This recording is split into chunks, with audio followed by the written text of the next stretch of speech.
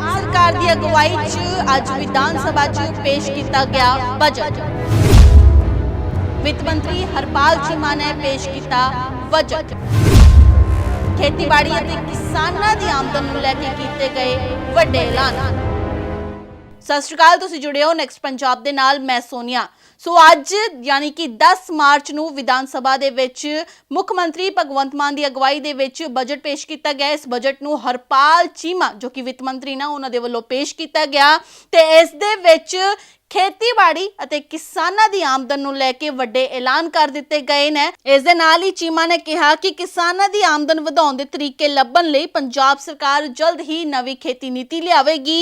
आउण वाले सीजन च किसानां नूं DSR विधि वरतण लई प्रेरित किया जावेगा ते इस दे नाल ही उन्होंने कहा कि जो सूबा सरकार वल्लों पराली ना सड़न दे कदम चके गए सी, इस दे चलदियां हुण 30% इस दे विच कटौती आई है, गिरावट आई है। तुहानूं दस दईए हरपाल सिंह चीमा ने कहा कि पिछले साल जो वादे किए गए सीगे 300 यूनिट फ्री बिजली देण दे वो भी काफ़ी हद तक पूरे कर दिते गए ने। सो लोकां नूं जो बिजली आ वो हुण मुफ्त मिलदी आ।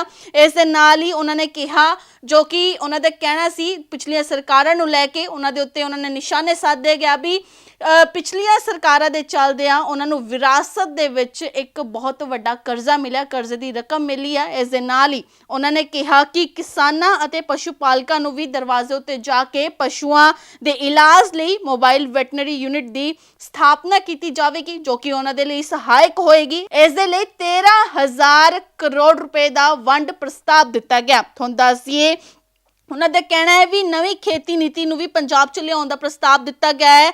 गन्ना उत्पादकों लई गन्ने की कीमत 380 रुपए तय कर दी गई है।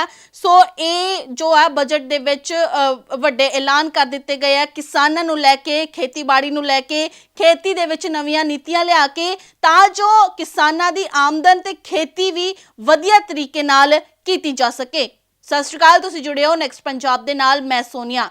सो अज यानी कि 10 मार्च नूं विधान सभा दे विच मुख मंत्री भगवंत मान की अगवाई दे विच बजट पेश किया गया। इस बजट नूं हरपाल चीमा जो कि वित्त मंत्री ना उन्हां दे वल्लों पेश किया गया ते इस दे विच खेतीबाड़ी ਅਤੇ किसानां दी आमदन नूं लैके वड्डे ऐलान कर दिते गए ने। इस दे नाल ही चीमा ने कहा कि किसानां दी आमदन वधाउण दे तरीके लभण लई पंजाब सरकार जल्द ही नवी खेती नीति लियावेगी।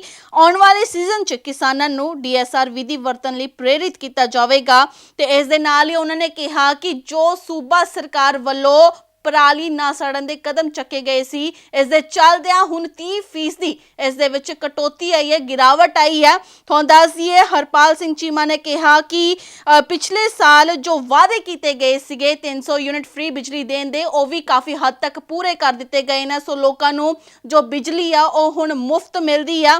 इस दे नाल ही उन्होंने कहा जो कि उन्हां दा कहना सी पिछलियां सरकारां नूं लैके उन्हां दे उत्ते उन्होंने निशाने साधे गया भी पिछलियां सरकारां दे चलदिआं उन्हां नूं विरासत दे विच एक बहुत वड्डा कर्जा मिलिया, कर्जे दी रकम मिली है। इस दे नाल ही उन्होंने कहा कि किसानां अते पशु पालकां नूं भी दरवाजे उत्ते जाके पशुआं दे इलाज लई मोबाइल वैटनरी यूनिट दी स्थापना की जाएगी जो कि उन्हां दे लई सहायक होएगी। इस दे लई 13,000 करोड़ रुपए का वंड प्रस्ताव दिता गया। तुहानूं दस दईए उन्हों का कहना है भी नवी खेती नीति नूं भी पंजाब च लियाउण दा प्रस्ताव दिता गया है।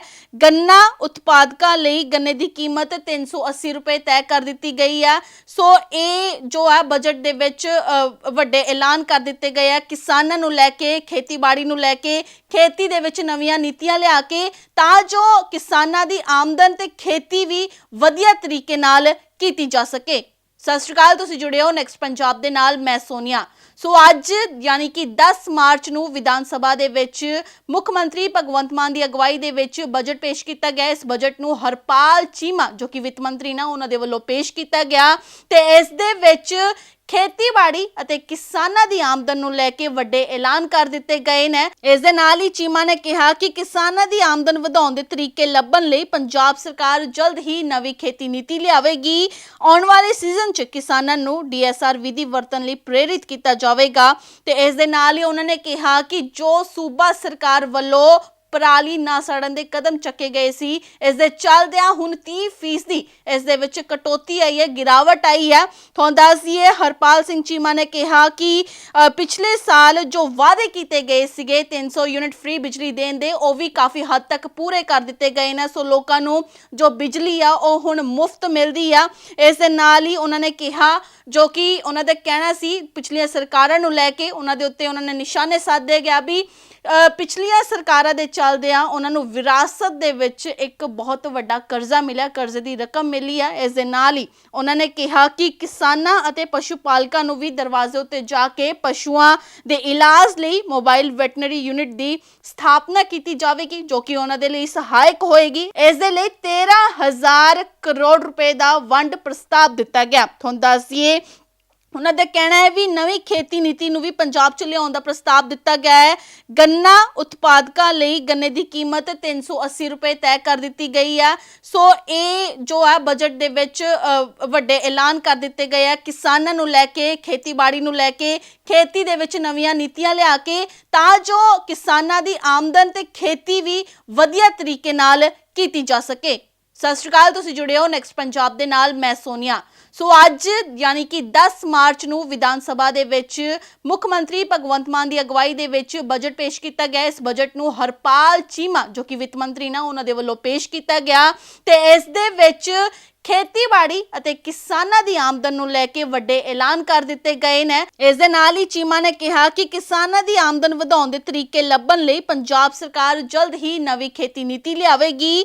ਆਉਣ ਵਾਲੇ ਸੀਜ਼ਨ 'ਚ ਕਿਸਾਨਾਂ ਨੂੰ DSR ਵਿਧੀ ਵਰਤਣ ਲਈ ਪ੍ਰੇਰਿਤ ਕੀਤਾ ਜਾਵੇਗਾ ਤੇ ਇਸ ਦੇ ਨਾਲ ਹੀ ਉਹਨਾਂ ਨੇ ਕਿਹਾ ਕਿ ਜੋ ਸੂਬਾ ਸਰਕਾਰ ਵੱਲੋਂ ਪਰਾਲੀ ਨਾ ਸੜਨ ਦੇ ਕਦਮ ਚੱਕੇ ਗਏ ਸੀ, ਇਸ ਦੇ ਚੱਲਦਿਆਂ ਹੁਣ 30% ਇਸ ਦੇ ਵਿੱਚ ਕਟੌਤੀ ਆਈ ਹੈ, ਗਿਰਾਵਟ ਆਈ ਹੈ। ਤੁਹਾਨੂੰ ਦੱਸ ਦਈਏ ਹਰਪਾਲ ਸਿੰਘ ਚੀਮਾ ਨੇ ਕਿਹਾ ਕਿ ਪਿਛਲੇ ਸਾਲ ਜੋ ਵਾਅਦੇ ਕੀਤੇ ਗਏ ਸੀਗੇ 300 ਯੂਨਿਟ ਫ੍ਰੀ ਬਿਜਲੀ ਦੇਣ ਦੇ, ਉਹ ਵੀ ਕਾਫੀ ਹੱਦ ਤੱਕ ਪੂਰੇ ਕਰ ਦਿੱਤੇ ਗਏ ਨੇ। ਸੋ ਲੋਕਾਂ ਨੂੰ ਜੋ ਬਿਜਲੀ ਆ ਉਹ ਹੁਣ ਮੁਫਤ ਮਿਲਦੀ ਆ।